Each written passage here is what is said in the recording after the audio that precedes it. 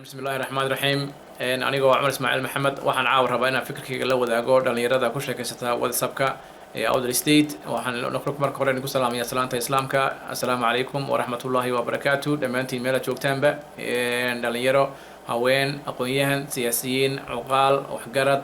iyo cid kasta oo daneynaysa maamul goboleedka Awdal State oo ku nool daafaha dunida waxaan leeyahay mar labaad assalaamu calaykum wa rahmatullahi ta'ala wa barakaatuh doodaasi halka ka socota waa dood xalaala oo wax ku oola ana ka soo bixi karaan wax waxaan ku faa'iido ama dan waa shacabka reer Awdal State meel kasta ku nool yihiinba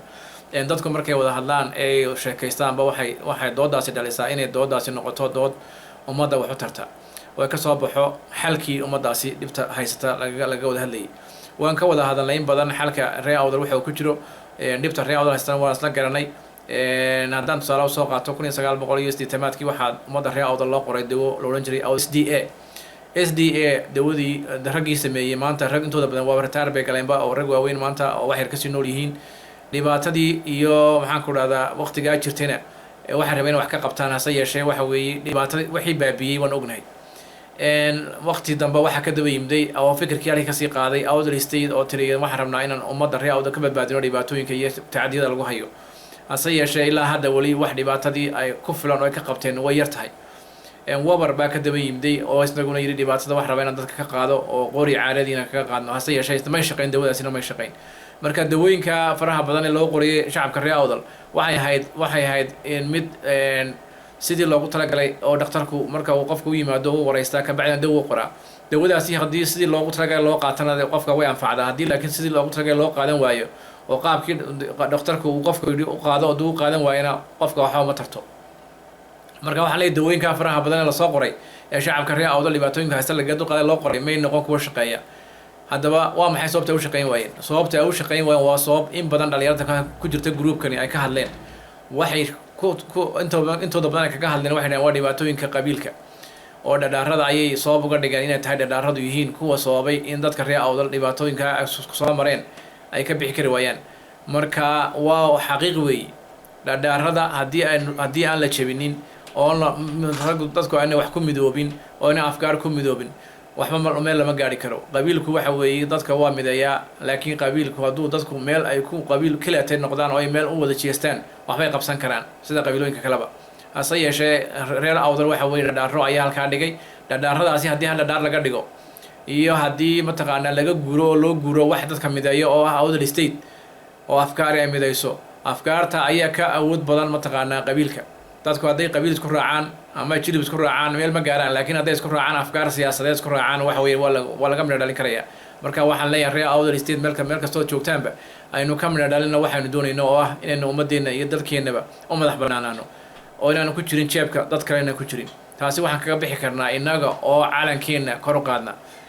dhalinyaro badan baa wax ka dhawaajiyeen reer Awdal waxay u baahan yihiin ama Awdal State dastuur bay u baahan tahay halkan waxaan caawid igu soo gudbinayaa dastuurka maamul goboleedka Awdal State oo imida ay sheelay hase yeeshee u baahan ciddii ka shaqaysin lahayd baa loo baahan yahay dastuurka maamul goboleedka Awdal State waa kan weeyi waad arkaysaan dastuurkaas wuxuu ka kooban yahay 79 page ka kooban yahay waa dastuur dhammaystiran hase yeeshee wixii laga bedeli karo wax laga bedeli karo weeyi laakiin waa dastuur waxaan ku raahdaa intiisa badan dhammaystiran oo shacabka reer Awdal State ka qaadi kara dhibaatada ka qaadi kara waa mid aan wax kula yeelan karno ummadda Soomaaliyeed waa mid aan inagu gaar wax ugu yeelan karno ciddii ka shaqaysin lahaa ee la rabayna ka shaqaysiisana wax waa dhalinyarada qolka ku jirta weey dhalinyarada qolka ku jirta iyo in badan oo fikirkan aaminsan oo wali aan ogeyn inaan waxaynu haynaan ogeyn ayaa loo baahan yahay la gaarsiiyo shacabka reer Awdal State ka haddaynu horgelino oo aynu dhaqan gelino waxayna iyo xaqa iyo xuquuqda aynu ku leenahay ummadda Soomaaliyeed waynu ka helnaa xaqa iyo xuquuqda aynu inagu gaar u leenahayna waynu helaynaa taasi baynu wax ku noqon karnaa kuma noqon karno inaan daba dhilif noqono kuma noqon karno inaan cid kale daba fadhiisano kuma noqon karno inaan hindi noqono kuma noqon karno inaan kolba cid kale aan u shaqayno waan ogtihiin meelo fara badan baa maanta dadka reer Awdal ku nool yihiin meelaha faraha badan ay ku nool yihiin waxay ku hayaan ma jirto waxay u baahan yihiin wax mideeya oo ay ku soo hirtaan waxay ku soo hirin karaan waa ka weey ka haddaynu dhaqan gelino reer Awdal oo aynu ka shaqaysino midnimo iyo maxaan ku dhahaa sharaf iyo karaamo markaas ay noogu horeysa waan soo celin karnaa wixii ay awoowayaasheen hayeen awoowayaasheen iyaga halkaayna soo gaarsiiyey laakiin aabayaasheen iyo adeeradeen waxba maysan qaban anu waxaan la idhahdaa adeeradeen iyo aabayaasheen waxay qabteen aad buu yar yahay laakiin cidda wax qabatay waa awoowayaasheen oo dhulka qabtay oo magaca sameeyey laakiin inagu waxa la naga rabaa maanta inaynu halkii awoowayaasheen buuxino oo nu booskii buuxino oo nu soo galno halkii oo nu kor u qaadno calankiina iyo sharafteena iyo karaamadeenna anigu waxaan aaminsanahay taas buu ku jiraa sharafteena iyo karaamadeenna haddaynu taa aynu gacanta qabsanno oonu dhaadhada ka guurno oonu u guurno hadafka awdal state inaynu ku midowno waxaan noqon karnaa dad guulaysta weeye marka dastuurku waa dastuur ballaaran weeye dastuurku wuxuu u baahan yahay mataqaanaa in dadkii ka shaqaysiin lahaa la helo dad ka shaqaysiin lahaana waa idinka weeye waa inaga weeye cid kale maaha waa dastuurkaasi waa arkaysaan calankiini aad arkaysaan waa calankeeni weeye waa calanka aan u baahannahay ummaddu hadday calan yeelato oo ay sharaf iyo karaamo markaas ugu horeysa marka sharafteena iyo karaamada waxay ku jirtaa ka weeye dhalinyarada halka ku sheekaystana aad iyo aad baan ugu amaanayaa salaadiinta iyaguna ku jira aad baan u amaanayaa haweenka reer Awdal State aad baan ugu amaanayaa iyo cid kasta oo daranaysa maamul goboleedka Awdal State waxaan leeyahay mar labaad iyo saddexaad aad baad u mahadsantihiin waa inuu inaga noqdo hadaf waa inaynu u kacno dadkeena iyo dalkeena sida aynu ka qaadi lahayn dhibaatooyinka soo daashaday ee muddada fara badan ee qarniyada gaadhaya aynu mataqaanaa kusoo jirnay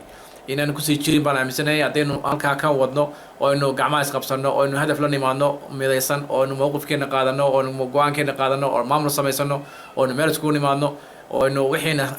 waxaan kula tafaqa tirano waynu gaari karnaa waxaynu doonaynaa waa calanka inaga oo ummadda Soomaaliyeed wax la leh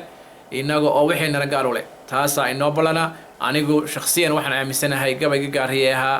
abku doonaha sheegto wuxuunba eheli nin dad ninkaan afaqaano si wax ila arkaya namidayso ujeedo dadka reer Awdal hadday ujeedo namidayso oon ujeedo aynu leenahay aynu ku midowno waan guulaysanaa marka waxaan leeyahay ujeedda hayna midayso Awdal State-na hayna midayso wassalaamu calaykum waraxmatullaahi tacaala wabarakaatuh